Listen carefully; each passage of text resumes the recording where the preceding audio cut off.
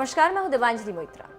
5 राज्यों के विधानसभा चुनाव के आए रिजल्ट के बाद कांग्रेस पार्टी में घमासान चल रहा है। विरोधियों को मौका मिला है और वो राहुल गांधी, सोनिया गांधी और प्रियंका गांधी पर हमला कर रहे हैं और कह रहे हैं कि कांग्रेस को अध्यक्ष मिलना चाहिए, लेकिन गांधी परिवार का वो ना हो। और ये वो लोग हैं जो गांधी परिवार से किसी न किसी वजह से नाराज हैं और अपने हित साध रहे हैं। इसी बीच 5 राज्यों में हुए चुनाव के बाद कांग्रेस की पहली बैठक थी, जिसमें समर्थक विरोधी दोनों आमने सामने थे और बैठक में दोनों एक दूसरे पर निशाना साध रहे थे।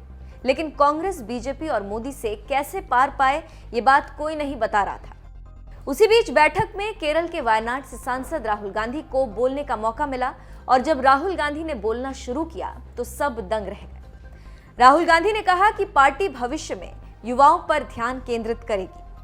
देश की डेमोग्राफी का हवाला देते हुए उन्होंने कहा कि यही तरीका है जिस पर पार्टी को आगे बढ़ना चाहिए। राहुल गांधी की इस टिप्पणी को पार्टी के भीतर असंतुष्ट नेताओं के ग्रुप G23 पर कटाक्ष के तौर पर भी देखा जा रहा है, जो लगातार पार्टी के शीर्ष नेतृत्व पर दबाव बनाए हुए हैं। बैठक में कांग्रेस नेता जयराम रमेश ने इस मुद्दे को उठाया और यूथ फैक्टर की बात की। जयराम रमेश की बात पर प्रतिक्रिया देते हुए महासचिव प्रियंका गांधी वाड्रा ने कहा कि पार्टी ने उत्तर प्रदेश के चुनाव में 45 साल से कम उम्र के पुरुषों और महिलाओं को 60% टिकट दिए।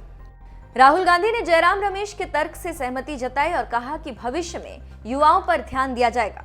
उन्होंने ये भी कहा कि यदि पार्टी अच्छी रणनीति के साथ आगे बढ़ती है तो आने वाले गुजरात चुनाव में बीजेपी को हराया जा सकता है। वहीं जैसा कि होता आया है, ठीक वैसा ही रिजल्ट आया।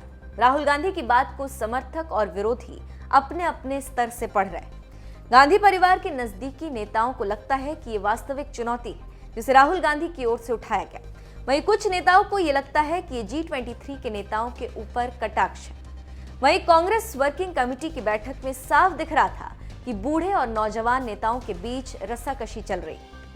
पार्टी गुलाम नबी आजाद जैसे नेताओं से छुटकारा पाना चाहती है, लेकिन गुलाम नबी आजाद हैं कि पार्टी छोड़ना नहीं चाहते और एक गुट बनाकर चल रहे हैं। जैसे ही मौका मिलता है पार्टी पर हमलावर हो जाते हैं और इस बार भी यही हुआ। जैसे ही परिणाम आया, विरोधी गांधी परिवार पर हमलावर हो गए और आलोचना करने लगे, तो वही गांधी परिवार के वफादार विरोधियों पर हमला करने लगे। इसी बीच पार्टी की हार का मुद्दा गौड़ हो गया और आपसी खींचतान सामने आ गई। तो सवाल उठता है कि क्या ये कांग्रेस ऐसे ही बीजेपी और मोदी का मुकाबला करेगी